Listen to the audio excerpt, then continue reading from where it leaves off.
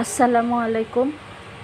মনার ব্লগে সবাইকে স্বাগতম। কেমন আছেন সবাই? আশা করছি সবাই ভালো আছেন।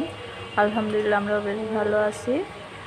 হাজির হয়ে গেলাম আরেকটি নতুন ভিডিও নিয়ে। আজকে শুক্রবার, মসজিদে আর কি বয়ান শেষে নামাজ হচ্ছে, তো শুনতেই পেলেন মসজিদে নামাজ পড়াইতেছে।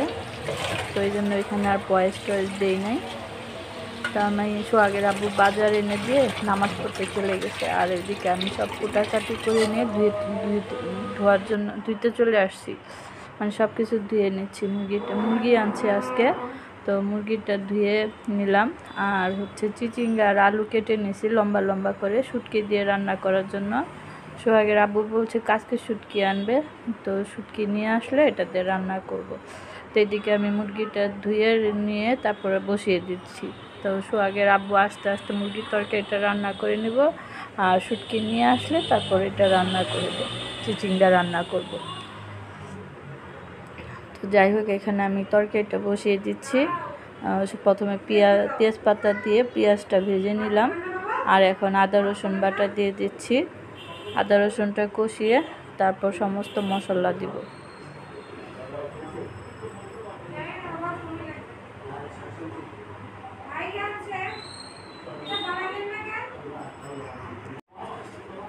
তো আদা রসুনটা কষিয়ে নেই। আদা রসুনটা ভালোভাবে কষানোর পর তারপর মশলা দিয়ে দিব।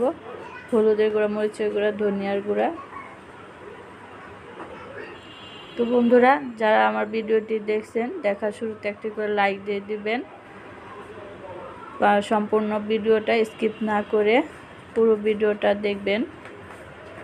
আর এখানে আমি এই যে মশলা দিয়ে দিচ্ছি, হলুদের গুঁড়া, মরিচের গুঁড়া, ধনিয়ার গুঁড়া দিব, দিয়ে আদা রসুনের সাথে মশলাটাকে ভালোভাবে কষিয়ে নেব। একটু মরিচের গুঁড়া একটু বেশি দিলাম, ব্রয়লার মুরগি তো একটু ঝাল ঝাল হলে ভালো লাগবে। আর ধনিয়ার গুঁড়া দিয়ে দিলাম।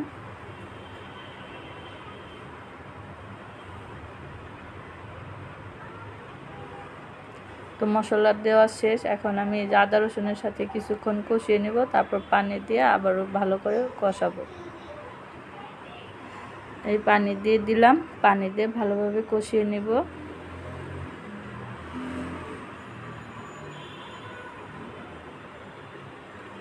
তো বন্ধুরা, এই যে এখানে আমার মশলা কিন্তু কষানো হয়ে গেছে, দেখতেই পাচ্ছেন অনেক সুন্দর হয়েছে কষানোটা, আর তেলটা উপরে চলে আসছে। এখন আমি দিয়ে দিব গরম মশলা। এই যে এখানে দারচিনি, এলাচ, গোলমরিচ, লং সমস্ত কিছু দিয়ে দিছি। অল্প অল্প করে দিছি, কারণ বেশি দিলে ভালো লাগে না কিন্তু মশলা। তো এই যে মশলা দেওয়া, আমি মশলাটা যখন কষাই তখন আর কি গরম মশলাটা দিয়ে দিই। মশলার সাথে গরম মশলাটা কষিয়ে নিলে সুন্দর একটা ফ্লেভার আসে, আর খেতেও ভালো লাগে। এখন মশলাটা কষিয়ে যে কষানো শেষ, মাংসগুলো দিয়ে দিচ্ছি।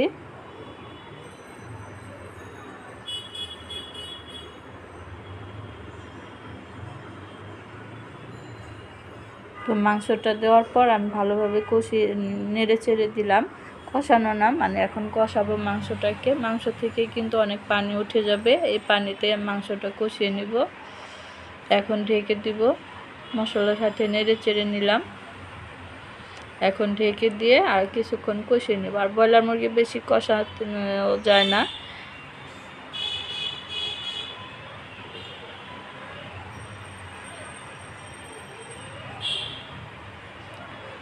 তো বন্ধুরা, এখানে দেখুন আমার মাংসটা কিন্তু কষানো হয়ে গেছে।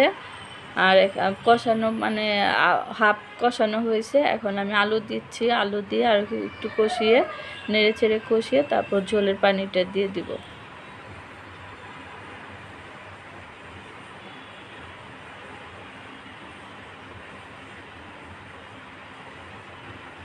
এই তো নেড়ে চেড়ে দিলাম আলুর সাথে মাংসটা। এখন আর কি কষানো শেষ। এখন পানি দিয়ে দিব, ঝোলের পানি। পানিটা অল্প করে দিব, কারণ আমার কষানোর মধ্যে মাংসটা কিন্তু হয়েই গেছে, তাই পানিটা অল্প করে দিব। আর বেশি ঝোল রাখবো না, মাখা মাখা করে রান্না করব। এই তো পানি দেওয়া হয়ে গেছে। এখন আমি নেড়ে চেড়ে ঠিকঠাক করে ঢেকে দিয়ে কিছুক্ষণ রান্না করে নেব। তো আজকে শুক্রবার, সবাই নামাজ পড়তে গেছে। সোহাগের আব্বু নামাজ পড়তে গেছে, এখনই চলে আসবে, নামাজ শেষ হয়ে গেছে প্রায়।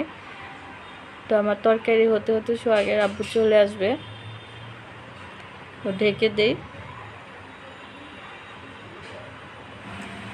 কি করেন? আর এই যে দিকে দেখুন সোহাগের আব্বু চলে আসছে নামাজ পড়ে, আর আসার সময় নিয়ে আসছে কাঁচা আম। শুটকি আনার কথা বলছিলাম, শুটকি আনে নাই, মনে নাই। আর এত রোদ, এই রোদের মধ্যে আবার যাইতে চাইছে কিন্তু আমি আর যাইতে দিই নাই, কারণ অনেক রোদ বাহিরে, বারবার গেলে আবার শরীর খারাপ করবে, সেই জন্য আর যেতে দিলাম না। কালকে বাজারে গেলে বাজার থেকে নিয়ে আসবে। এত এত রোদ, মানুষ অসুস্থ হয়ে যাইতেছে, তো বারবার কিন্তু বাইরে যাওয়া হচ্ছে সোহাগের আব্বু, সেই জন্য আর যেতে দিলাম না। তো কাঁচা আম নিয়ে আসছে ভর্তা খাওয়ার জন্য। এই গরমে কিন্তু কাঁচা আম ভর্তা খেতে প্রায় খাইতেছি, ওই দিনও খাইছি, আবার আজকেও আনছে, আজকেও খাবো কাঁচা আমের ভর্তা। আজকে খাবো কাসুন্দি দিয়ে। তো এবছরে আর কি এখনো কাসুন্দি খাওয়া হয় না, আজকে কাসুন্দি আনছে 2 দিন আগে, কিন্তু আর আম আনা হয় না, সেই জন্য ভর্তাও খাওয়া হয় না। তো আজকে যে ভর্তা আম নিয়ে আসছে, তো এই যে সোহাগের আব্বু সিলে নিচ্ছে। আমি তো রান্না বাড়া করে অন্যান্য কাজ করি, সোহাগের আব্বু আবার এসব করে দেয় আমাকে। কত করে নিচ্ছে কাঁচা আম? এই যে ভর্তাটা বানালে কিন্তু সোহাগের আব্বু, আর সোহাগের আব্বুর হাতের ভর্তা অনেক মজার হয়, সেই জন্য সোহাগের আব্বু এই ভর্তা টর্তা বানায়, খেতে খুব ভালো লাগে। তো এই যে আমগুলো সিলে নিচ্ছে, আর এদিকে আমি সোহাগের আব্বু এদিকে আম ছিলছে, আর আমি এদিকে যে পটল ভাজবো, পটলগুলো আমি মাঝখানে 2 টুকরো করে কেচে নিছি। তারপরে যে মশলা দিয়ে এখন মেখে নিব, হলুদের গুঁড়া, মরিচের গুঁড়া, ধনিয়ার গুঁড়া আর লবণ দিয়ে, আর কিছু দিব না। ও একটু আদা রসুন বাটা দিছি, দেখতেই পাইছেন, সেটা ভুলে গেছিলাম বলতে। তো এখন সমস্ত মশলা পটলের সাথে ভালোভাবে মেখে নিব। পটল ভাজা করলে আমার ভাত খেতে সুবিধা হয়, কারণ আমি আবার পটল ভাজা খুব পছন্দ করি, তো তার জন্য যখনই পটল আনে আমি এরকম ভাজি, আমার কাছে খুব ভালো লাগে খেতে। পটল ভাজা দিয়ে আমার প্রায় ভাত খাওয়া হয়ে যায়, তো তার জন্য যখনই পটল আনে এই যে ভাজি। আর এইদিকে আমি ফ্রাই প্যানে কিন্তু আগে তেল দিয়ে দিছিলাম, তেলটা গরম হয়ে গেছে, এখন পটলগুলো আমি একবারে ঢেলে দিছি, একটা একটা করে আর দিই নাই, একবারে ঢেলে দিলাম। এখন খুরচুন দিয়ে ভালো করে ঠিক করে দিব, দিয়ে আস্তে আস্তে পটলগুলো আমি ভেজে নিব।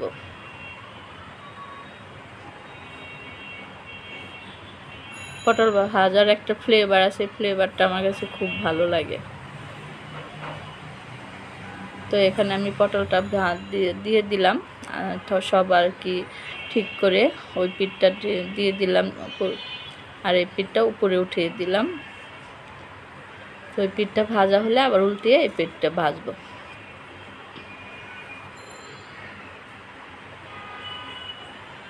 এই তো দেখতেই পাচ্ছেন দেওয়া হয়ে গেছে, তো আস্তে আস্তে হতে থাক। আর এদিকে আমার মুরগির মাংসটা প্রায় হয়ে আসছে, দেখতেই পাচ্ছেন। এই তো বলছিলাম ঝোল রাখবো না, তো একটু ঝোল রাখলাম, কারণ আলুতে ঝোলটা টেনে নেবে, তখন আরও ঘন হয়ে যাবে। এখন দিয়ে দিলাম আমি জিরার গুঁড়া, ভাজা জিরার গুঁড়া। এখানে আমি 1.5 চামচের মতো আর কি ভাজা জিরার গুঁড়া দিলাম।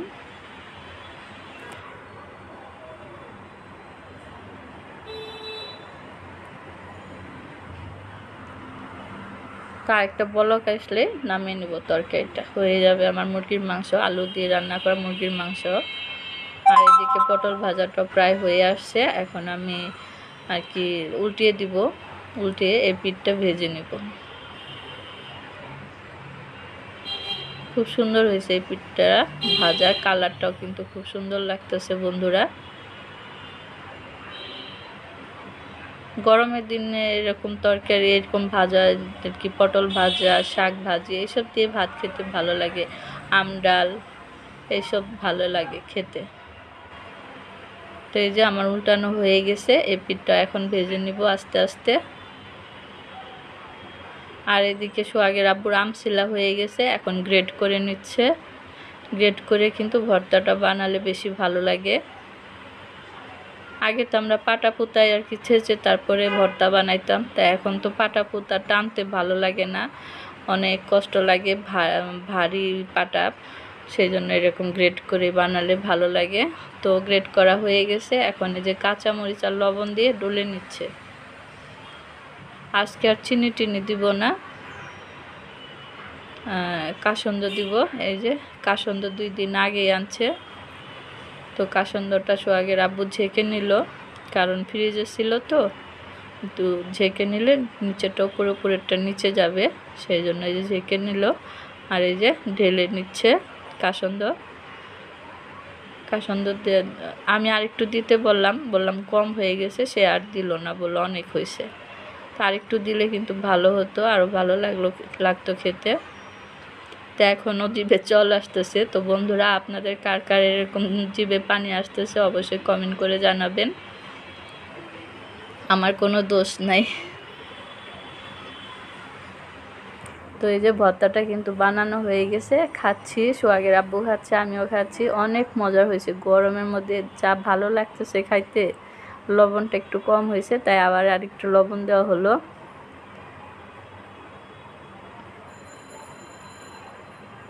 তো মাশাআল্লাহ অনেক মজা করে খাইলাম ভর্তাটা, খুব ভালো লাগলো।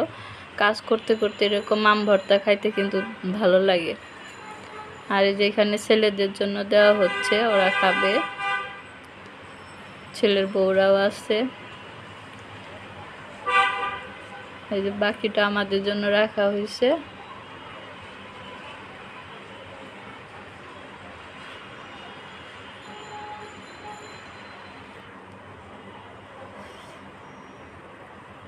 তো আম ভর্তা খেতে খেতে এদিকে আবার এই যে আমি বলছিলাম যে চিচিঙ্গা শুটকি দিয়ে রান্না করব, তো শুটকি তো আনে নাই, তো কি করব, এরকম করে ভাজি করে নিলাম। চিচিঙ্গা আজকে অন্যরকম করে ভাজি করলাম। সবসময় তো গোল গোল করে আর কি কাটি, চাকচাক করে কেটে তারপর ভাজি করে, আজকে লম্বা করে আর কি তরকারি রান্না করব, সেটাই ভাজি করে নিলাম। আর এই যে ভর্তাও খাচ্ছি, আম ভর্তা, সেই মজা বন্ধুরা।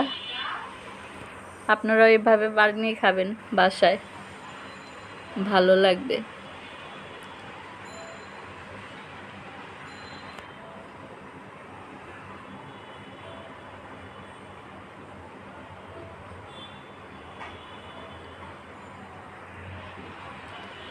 সোহাগের আব্বু একটা বলটা মাইখা ফেলাইছে, যাই হোক কিছু করার নাই, বানাই যে দিছে এটাই তো বেশি।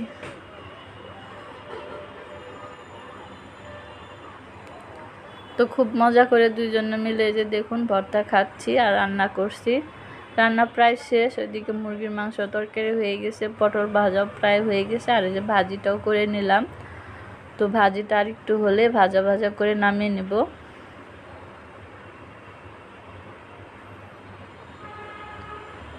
আমার তো খুবই ভালো লাগতেছে ভর্তাটা।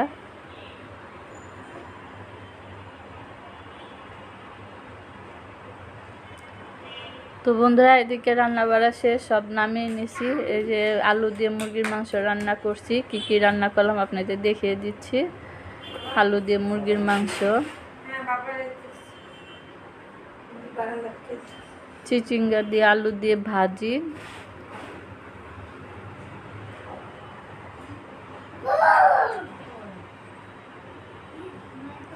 আর পটল ভাজা। পটল ভাজার সাথে মরিচ আর পেঁয়াজ ভেজে নিছি, আর এখানে ভাত আছে। তো এই হচ্ছে দুপুরের মেনু, দুপুরে রান্না বাড়া শেষ। আর এদিকে সোহাগের আব্বু খেতে বসে গেছে।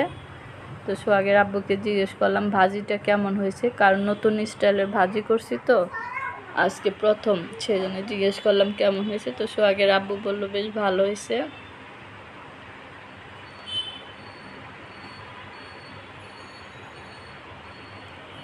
তো বন্ধুরা, এই ছিল আজকের আমার ভিডিও। তো কেমন লাগলো আপনাদের কাছে অবশ্যই কমেন্ট করে জানাবেন, ভালো লাগলে লাইক কমেন্ট শেয়ার করে দিবেন, সাবস্ক্রাইব করে আমার পাশে থাকবেন। তো আজকের মতো ভিডিওটা এখানে শেষ করব, দেখা হবে আগামীকাল নতুন আরেকটি ভিডিওতে।